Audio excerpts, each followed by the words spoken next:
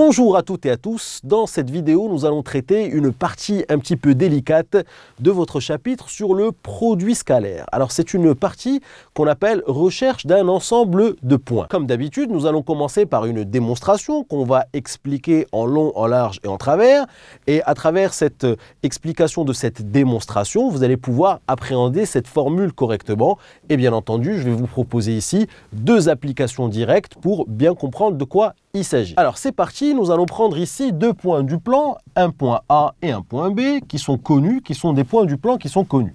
Donc si on connaît le point A et le point B, on connaît donc le segment AB. Il est là le segment AB et on va dire que I c'est le milieu de ce segment AB. Donc tous ces trois points sont trois points connus du plan. On a le point A, le point B qui sont des points du plan. On a donc la distance AB, donc le segment AB, et on dit que I est le milieu de AB. Alors l'idée ici c'est de se dire, ok, si j'ai un point M n'importe où dans le plan.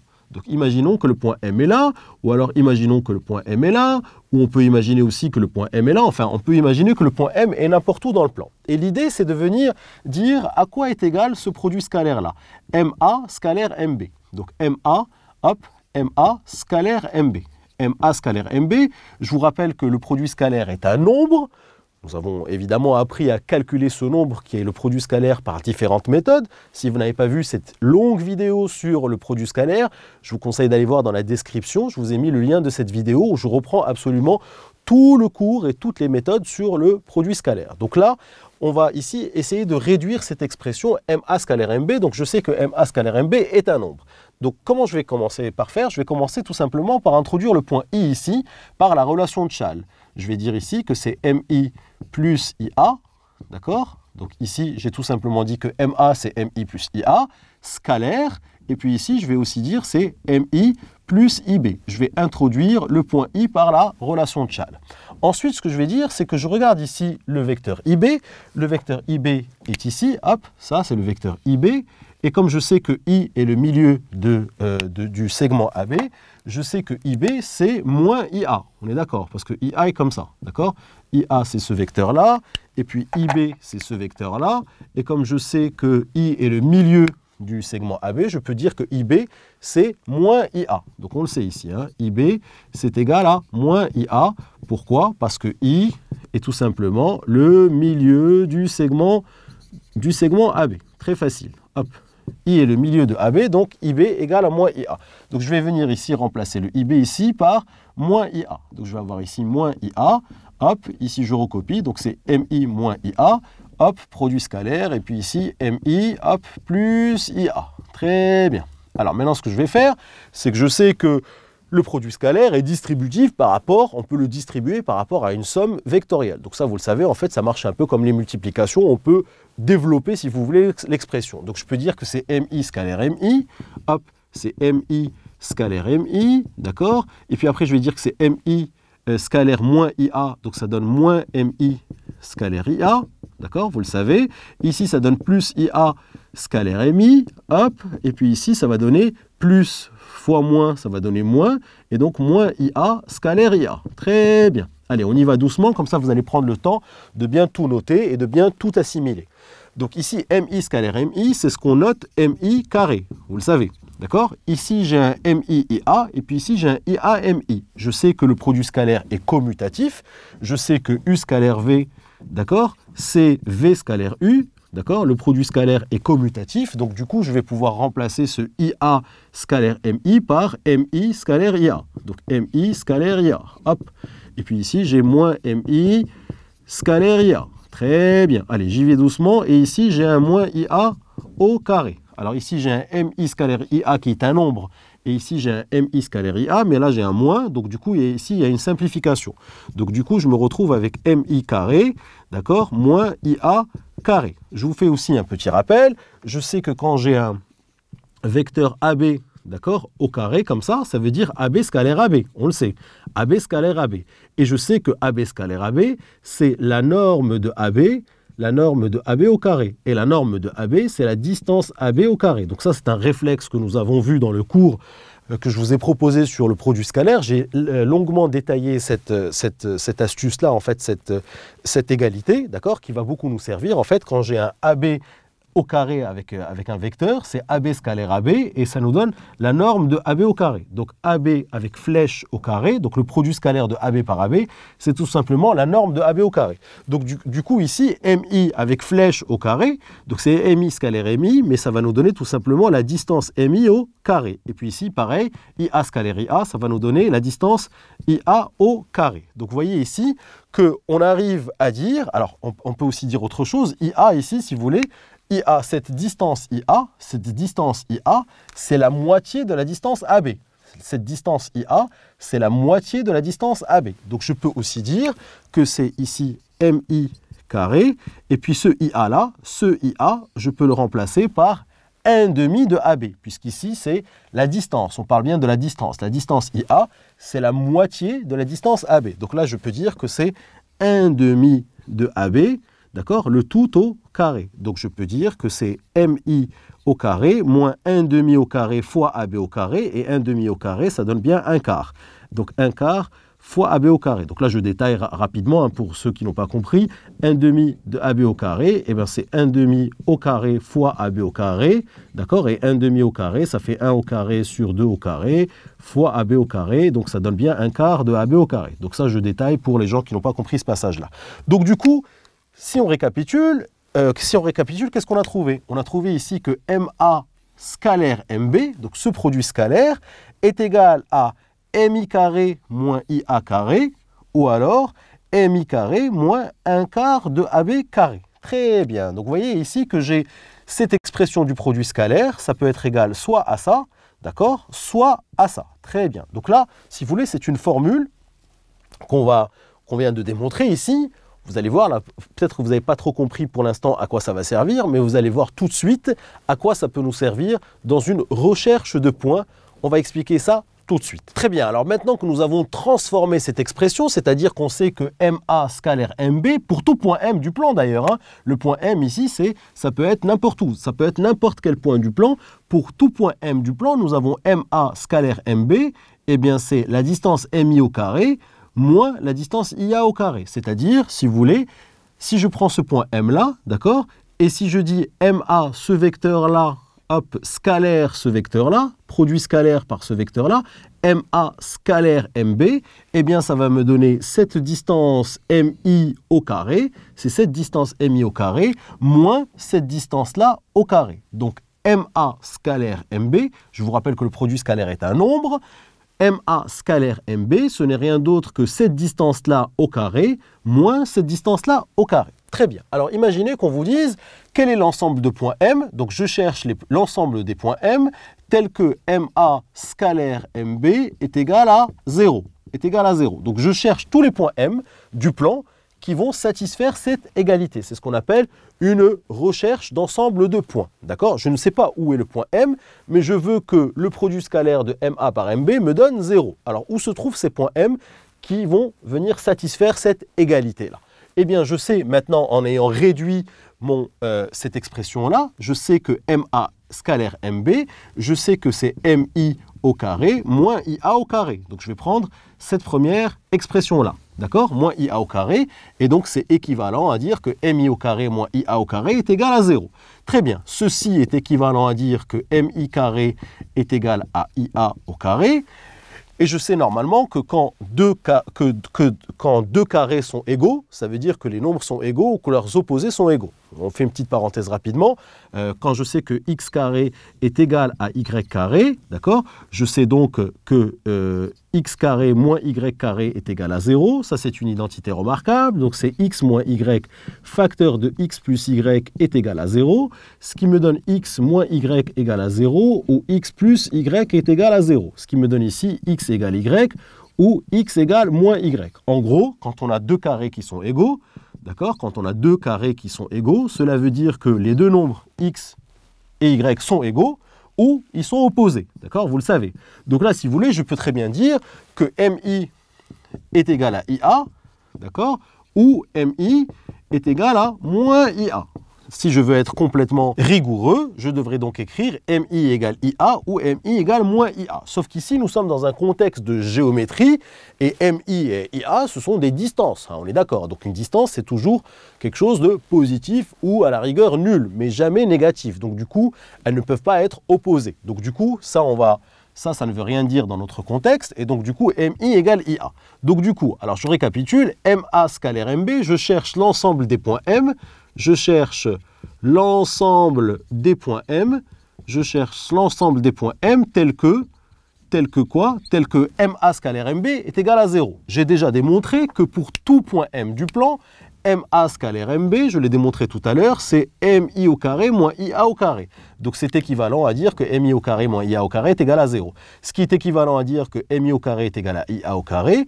Et puis je sais que quand X carré est égal à Y carré, ça veut dire que X est égal à Y ou X est égal à moins Y. Donc ça, je l'ai fait ici, sauf qu'ici, dans un contexte de géométrie, je ne peux pas avoir X égale moins Y parce que ce sont des distances et les distances sont positives. Donc du coup, je ne peux pas avoir une distance négative. Donc du coup, MI égale IA. Alors MI égale IA, je peux très bien dire que la distance MI, c'est aussi la distance IM. On est d'accord, c'est une distance, ce n'est pas un vecteur. Et ici, égale à la distance IA. Alors, où se trouvent les points M tels que IM est égal à IA? Donc si je regarde ici, hop, si je regarde ici, je cherche un point M tel que IM est égal à IA. Eh bien, c'est très simple, regardez, le point M, IM est égal à IA, ça veut dire tout simplement que si je me mets par exemple ici, hop, si je me mets ici, hop, si cette distance-là, si le point M est là, on a ici IM qui est égal à IA. Donc pareil, si je me mets... Bon, vous avez deviné, hein, je ne vais pas vous faire un dessin, c'est ce que je suis en train de faire. Vous avez deviné que si je me mets aussi ici, hop, ici, j'ai la distance IM qui est égale à cette distance IA, d'accord? Donc, on a bien deviné que où peut se trouver ce point M? En fait, ce point M va se trouver sur le cercle de centre I et de rayon IA, puisque regardez, même si je me trouve ici, vous voyez, cette distance IM ici va être égale à cette distance IA. Donc finalement, je sais où se trouve le point M, d'accord? Je peux dire ici que le point M se trouve tout simplement, donc on peut dire ici que le point M appartient au cercle de centre I et de rayon quoi? Et de rayon IA. Ah ben, ce cercle-là dont on parle, qui est le cercle de centre I et de rayon IA, eh ben aussi, c'est aussi le cercle de diamètre AB. On peut dire que c'est le cercle de centre I et de rayon IA, comme on peut dire que c'est le cercle de diamètre AB. Très bien, donc regardez ici, on peut tout simplement dire que M appartient au cercle de diamètre AB. Alors, on va voir aussi un cas particulier.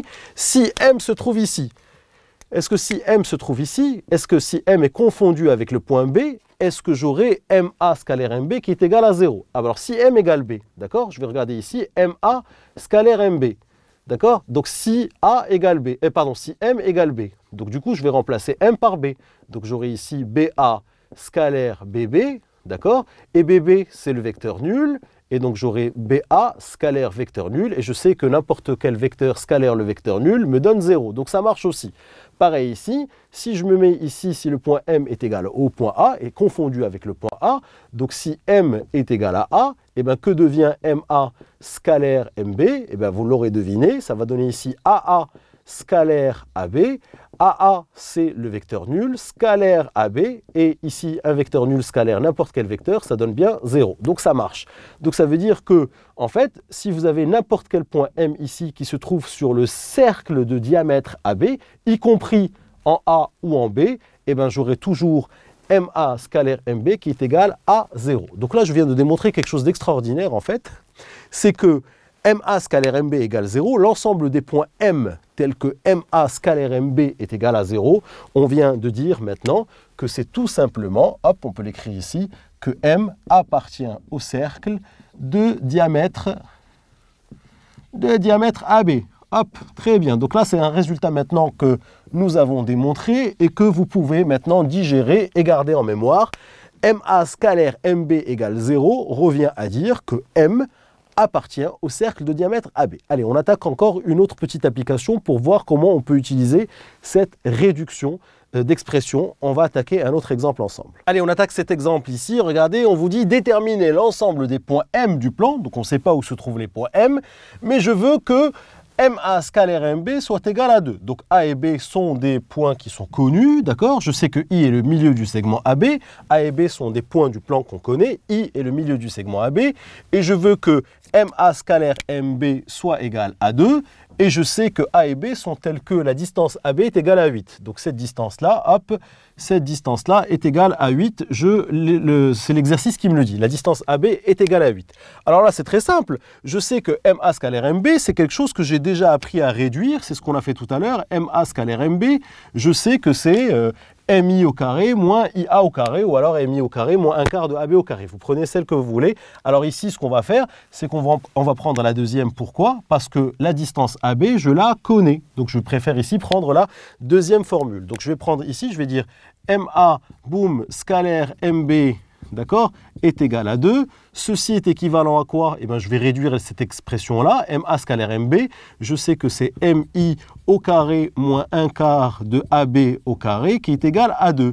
Or, AB est égal à 8. On le sait ici, AB est égal à 8. Donc, je vais pouvoir dire que MI au carré moins 1 quart fois 8 au carré est égal à 2. 8 au carré, 64.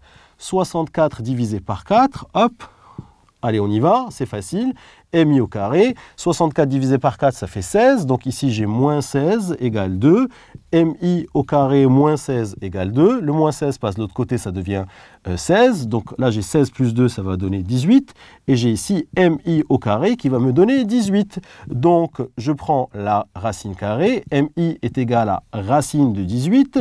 Je vous fais une petite remarque aussi ici, s'il vous plaît. On est en première, donc on doit quand même savoir ce genre de choses. Quand j'ai x carré est égal à 18, d'accord? Donc attention ici, c'est x égale racine de 18 ou x égale moins racine de 18, d'accord? Quand on est en train de résoudre une équation de la forme x carré égale a, d'accord?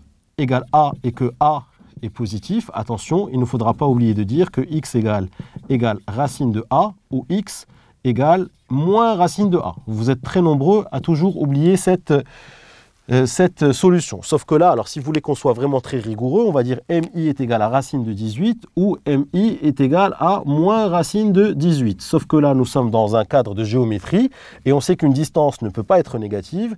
Donc du coup, ça, on va l'écarter car une distance est toujours positive ou nulle. Donc ici, MI est égal à racine de 18. Alors MI, c'est une distance. Je peux donc dire que la distance IM est égale à racine de 18. Alors racine de 18, je peux aussi soit le taper à la calculatrice, soit le simplifier. Racine de 18, d'accord? 18, c'est 2 fois 9, donc c'est 2 fois 9. Donc ça fait racine de 2 fois racine de 9.